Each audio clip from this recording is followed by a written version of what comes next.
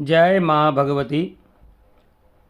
आज पंचम दिवस सप्तशती पाठ के अंतर्गत नवम अध्याय और दसम अध्याय। नवम अध्याय में आज सुनेंगे हम निशुंभ वध। मैं अर्धनारीश्वर के श्री विग्रह की निरंतर शरण लेता हूँ। उसका वर्ण बंदूक पुष्प और सुवर्ण के समान रक्त पीत मिश्रित है। वह अपनी भुजाओं में सुंदर अक्षमाला, पास, अंकुश और वरद मुद्रा धारण करता है। अर्धचंद्र उसका आभूषण है तथा वह 3 नेत्रों से शोभित है। राजा ने कहा, भगवान, आपने रक्त बीज के वध से संबंध रखने वाला देवी चरित्र का यह अद्भुत महात्म्य मुझे बतलाया। अब रक्त बीज के मारे जाने पर अत्यंत क्रोध में भरे हुए शुंभ और निशुंभ ने जो कर्म किया उसे मैं सुनना चाहता हूँ। ऋषि कहते हैं, राजा ने युद्ध में रक्त बीज तथा अन्य दैत्यों के मारे जाने पर शुंभ और निशुंभ के क्रोध की सीमा न रही। अपनी विशाल सेना इस प्रकार मारी जाती देख निशुंभ अमरस में भरकर देवी की ओर दौड़ा। उसके साथ असुरों की प्रधान सेना थी। उसके आगे पीछे और पार्श्वभाग में बड़े बड़े असुर थे जो क्रोध से ओट चबाते हुए देवी को मार डालने के लिए आए हैं।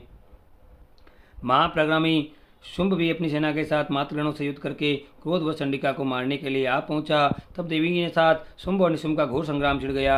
वे दोनों दैत्य मेघों की भांति बाणों की भयंकर वृष्टि कर रहे थे। उन दोनों के चलाए हुए बाणों को चंडिका ने अपने बाणों के समूह से तुरंत काट डाला और शस्त्र समूह की वर्षा करके उन दैत्यों दित्यात्पति के अंगों में चोट पहुंचाई। निशुंभ ने तीखी तलवार और चमकती हुई ढाल लेकर देवी के श्रेष्ठ वाहन सिंह के मस्तक पर प्रहार किया। अपने वाहन को चोट पहुंचने पर देवी ने शूरप नामक बाण से निशुंभ की श्रेष्ठ तलवार तुरंत ही काट डाली और उसकी ढाल को भी, जिसमें 8 चांद जड़े थे, खंड खंड कर दिया।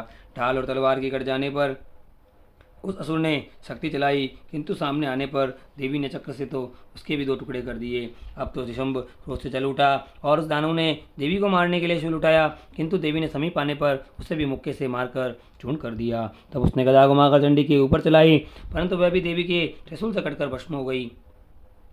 तदंतर दैत्यराज निशुंभ को फरसा हाथ में लेते देखकर देवी ने बाण समूह से घायल कर धरती पर सुला दिया। उस भयंकर प्रक्रमी भाई निशुंभ के धराशायी हो जाने पर शुंभ को बड़ा क्रोध हुआ और अंबिका का वध करने के लिए वे आगे बढ़ा। रथ पर बैठे बैठे ही उत्तम आयुधों से शोभित अपनी बड़ी बड़ी 8 अनुपम भुजाओं से समूचे आकाश को ढककर वह अद्भुत शोभा पाने लगा। उसे आता देख देवी ने शंख बजाया और धनुष की प्रतिज्ञा को अत्यंत उत्साह शब्द किया। साथ ही वे अपने घंटे के शब्द से जो समस्त दैत्य सैनिकों को तेज भ्रष्ट करने वाला था, संपूर्ण दिशा को व्याप्त कर दिया। तदंतर सिंह ने भी अपनी दहाड़ से, जिसे सुनकर बड़े बड़े गजराजों का महान मत दूर हो जाता है, आकाश, पृथ्वी और दशों दिशाओं को गुंजा दिया। फिर काली ने आकाश में उछलकर अपने दोनों हाथों से पृथ्वी पर आघात किया। उसने ऐसा भयंकर युद्ध शब्द हुआ जिससे पहले के सभी शब्द शांत हो गए। तत्पश्चात ही दूती ने दैत्यों के लिए अमंगलजनक अट्टहास किया। इन शब्दों को सुनकर समस्त असुर थर्रा उठे, किंतु शुंभ को बड़ा क्रोध हुआ। उस समय देवी ने जब शुंभ को लक्ष्य कर कहा, ओ दुरात्मन, खड़ा रह, खड़ा रह, तभी आकाश में खड़े हुए देवता बोल उठे, जय हो, जय हो, जय हो। शुंभ ने वहाँ आकर ज्वालाओं से युक्त अत्यंत भयानक शक्ति चलाई। अग्निमय पर्वत के समान आती हुई उस शक्ति को देवी ने बड़े भारी लुके से दूर हटा दिया। उस समय शुंभ के सिंहनाद से तीनों लोग गूंज उठे।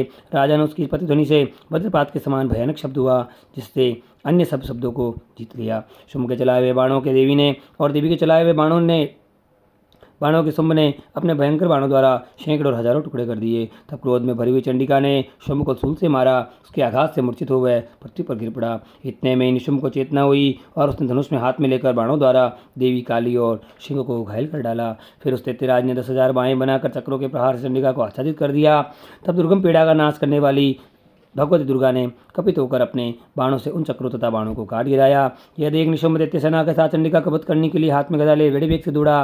उसके आते ही चंडी ने तीखी धार वाली तलवार से उसकी गदा को शीघ्र ही काट डाला। तब उसने सूल हाथ में ले लिया। देवताओं को पीड़ा देने वाले निशुंभ को सूल हाथ में लिए आते देख चंडिका ने वेग से चलाए हुए अपने सूल से उसकी छाती छेद डाली। सूल से विदीर्ण हो जाने पर उसकी छाती से एक दूसरा महाबली एवं महाप्रक्रमी पुरुष खड़ी रह कहता हुआ निकला। उस निकलते हुए पुरुष की बात सुनकर देवी ठट्ठा कर हंस पड़ी और खड़क से उन्होंने उसका मस्तक काट डाला। फिर तो वह पृथ्वी पर गिर पड़ा। तदंतर सिंह अपनी डाड़ों से अश्वों की गर्दन कुचलकर खाने लगा। वह बड़ा भयंकर दृश्य था।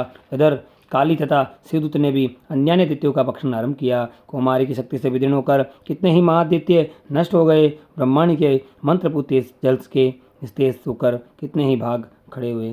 कितने ही दैत्य माहेश्वरी के त्रिशूल से छिन्न भिन्न हो धराशायी हो गए। वाराही के तुतुन के आघात से कितनों का पृथ्वी पर कचूमर निकल गया। वैष्णवी भी अपने चक्र से दानवों के टुकड़े टुकड़े कर डाले।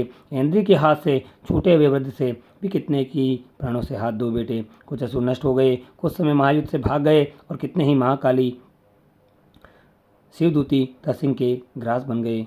इति श्री मार्कंडेय पुराणे सावर्णी की मनवंतरे देवी महात्म्ये निशुंभद नाम नवम पुष्प श्री जगदम्बार प्रणमस्तु। 10वां पुष्प शुंभवध। मैं मस्तक पर चंद्र धारण करने वाली शिव शक्ति स्वरूपा भगवती कामेश्वरी का हृदय में चिंतन करता हूँ। वे तपाए सुमन के समान सुंदर है। सूर्य, चंद्रमा और अग्नि यही 3 उनके नेत्र हैं तथा वे अपने मनोहर हाथों में धनुष, बाण, अंकुश, पाश और शूल धारण किए हुए हैं। ऋषि कहते हैं, राजन, अपने प्राणों के समान प्यारे भाई निशुंभ को मारा गया देख तथा सारी सेना का संहार होता देख जान। शुंभ ने कुपित होकर कहा, दुष्ट दुर्गे, तू बल के अभिमान में आकर झूठ मूठ का घमंड न दिखा। तू बड़ी मालिनी बनी हुई है किंतु दूसरे स्त्रियों के बल का सहारा लेकर लड़ती है।